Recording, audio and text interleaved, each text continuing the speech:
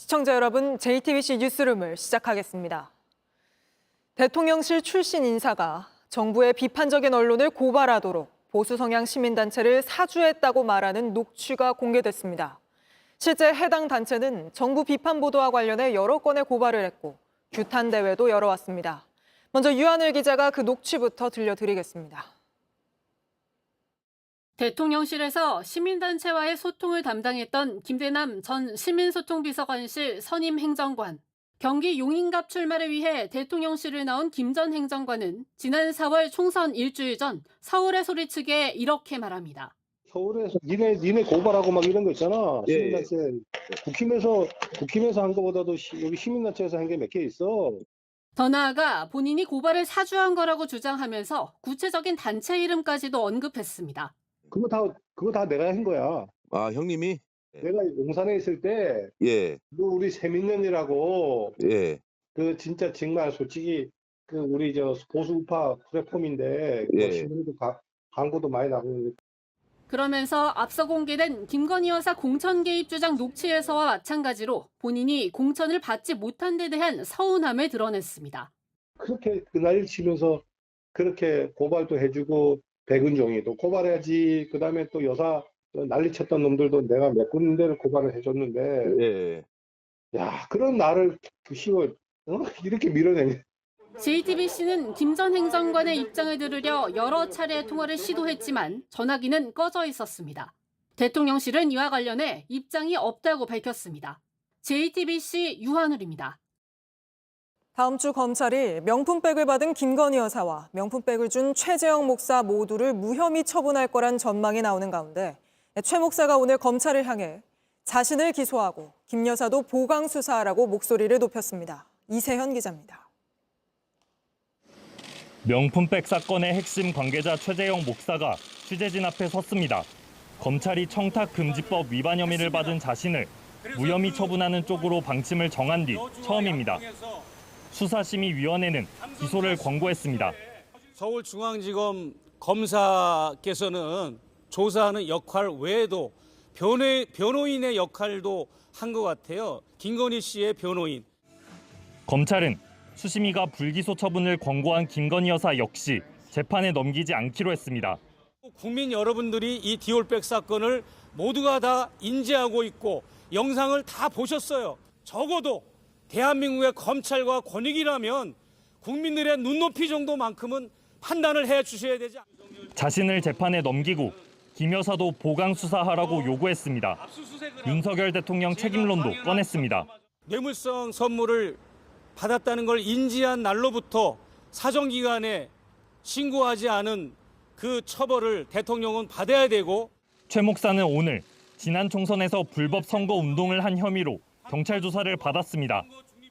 서울중앙지검은 심우정 검찰총장의 최종 승인을 받아 다음 주쯤 수사 결과를 발표합니다.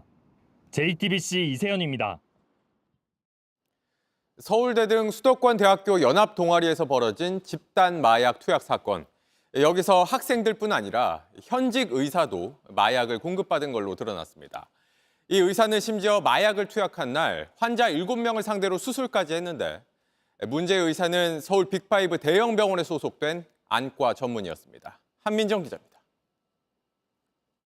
서울대와 고려대, 연세대 등 수도권 명문대생을 중심으로 구성된 연합 동아리는 사실상 마약 동아리였습니다. 회장 염 씨가 공급책이었습니다. 검찰 수사 결과 대학생들뿐 아니라 의사와 상장사 임원도 염 씨에게 마약을 샀습니다. 특히 이 의사는 서울 상위 5개 대형 병원을 말하는 빅5 가운데 한 곳에 경력 9년차 안과 전문의인 것으로 드러났습니다. 이 의사는 새벽에 엑스터시와 대마 등을 하고 병원에 나와 7명의 환자를 수술한 것으로 확인됐습니다. 엑스터시는 최장 하루, 대마는 일주일까지도 몸 안에 남기 때문에 마약 효과가 있는 상태에서 수술을 했다는 의혹도 나왔습니다. 해당 병원 측은 우리 병원 소속 의사가 맞다며 징계 절차를 진행 중이라고 밝혔습니다. 검찰은 환자들에게 피해가 없었는지 조사하는 한편 의사의 면허를 박탈하기 위한 절차도 준비 중입니다. 함께 구속 상태로 재판에 넘겨진 40대 상장사 임원 B 씨는 성관계를 대가로 20대 여성들에게 마약을 건넨 것으로 전해졌습니다. 검찰은 죄에 상응하는 엄정한 형이 내려질 수 있도록 하겠다고 밝혔습니다. JTBC 한민정입니다. 고급 외제차 마세라티를 몰다 오토바이에 탄 연인을 들이받은 30대 운전자가 경찰에 붙잡혔습니다. 이 운전자는 술을 마시고 운전대를 잡은 것뿐 아니라 사망 사고를 내고도 그냥 도망쳤고 심지어 해외로 출국하려 했습니다. 임예은 기자입니다. 옷깃에 얼굴을 파묻은 남성은 아무 말이 없습니다. 왜 도망갔나요? 음주 뺑소니 사고를 내고 도망쳤다 66시간 만에 붙잡힌 32살 김모 씨입니다. 김 씨는 지난 24일 새벽 흰색 마세라티를 몰고 광주 화정동 거리를 지나다 오토바이를 들이받았습니다. 수십 미터를 날아간 20대 오토바이 운전자가 크게 다치고 뒷좌석에 탄 여자친구는 숨졌습니다. 배달일을 마치고 집으로 돌아가던 길이었습니다. 김 씨는 피해자들을 그대로 두고 이때부터 도주를 시작합니다. 같이 술을 마셨던 지인의 벤츠를 타고 대전으로 갔습니다.